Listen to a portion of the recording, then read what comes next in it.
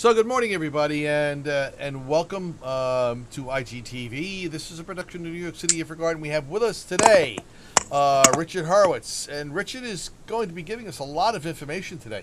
You know, when I was reading all this, I said, "Wow, I hope you're going to be able to fit this all in within the time," because I know you've got another commitment right after our show today.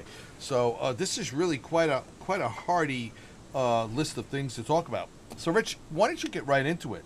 All right, Al Qaeda in its third decade, the Rand report. I mean, Yes, we could spend weeks talking about that.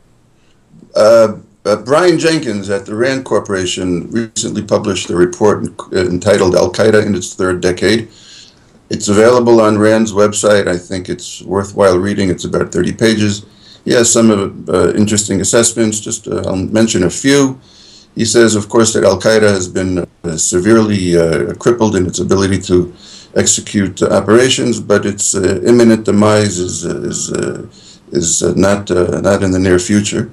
That Bin Laden was less significant to Al Qaeda operations than people thought because he gave inspiration and so forth. But Al Qaeda is decentralized; it has people out there in the field ready and willing to execute operations.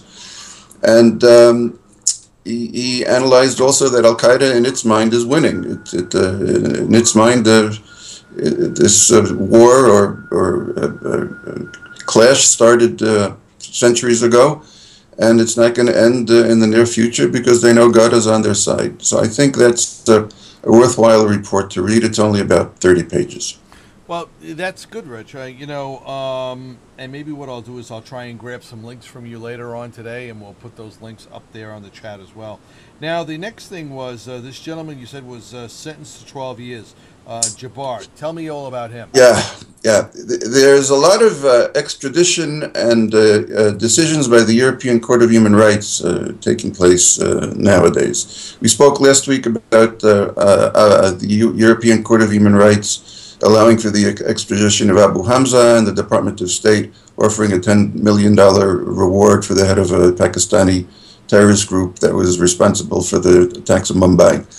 Last week, a Pakistani man living in Virginia was sentenced to 12 weeks for providing material support to this same Pakistani terrorist group. His role was to create jihadi websites and videos that were to recruit potential jihadis, raise money, and inspirational videos. He was arrested, convicted, sentenced to 12 years. He was in touch with the son of the man who we now have a $10 million reward on.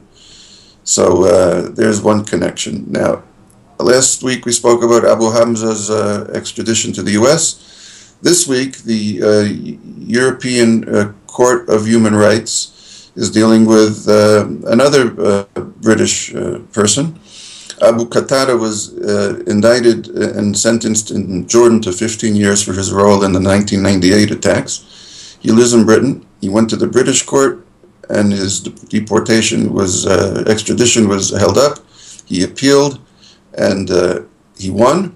And then Britain went to its highest court of appeals, and which reversed the appeals court, meaning he was able to be extradited to Jordan. He appeals to the European Court of Human Rights, which decided that he cannot be extradited to Jordan. He was rearrested last week by Britain. They're going to appeal the European Court of Human Rights decision, going to its grand chamber. So we see that there's a lot going on, and there's even more. There was a Dutch Supreme Court decision allowing for the extradition of some Pakistani man living in Holland. He was arrested, indicted here for planning to kill U.S. soldiers in Afghanistan. The Dutch Supreme Court allowed him to be extradited.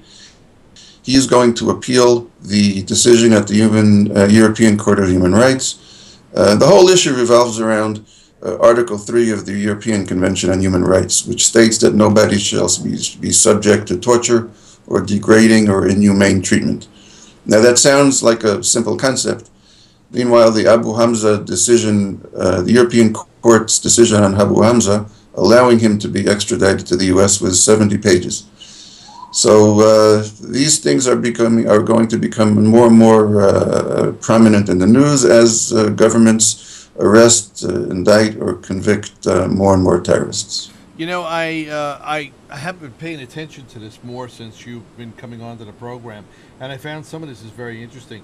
You know, when you talked about the EU Parliament agrees to a new air travel data accord with the U.S., it's reminded me of one of the people that we interviewed a while back. I'm not remembering his name, but the book was Skating on Stilts, and how difficult it was for the U.S. to actually develop Homeland Security policy with the people over in the EU, since some of them are more liberal than what we might think over here, and the sharing of data was a big issue.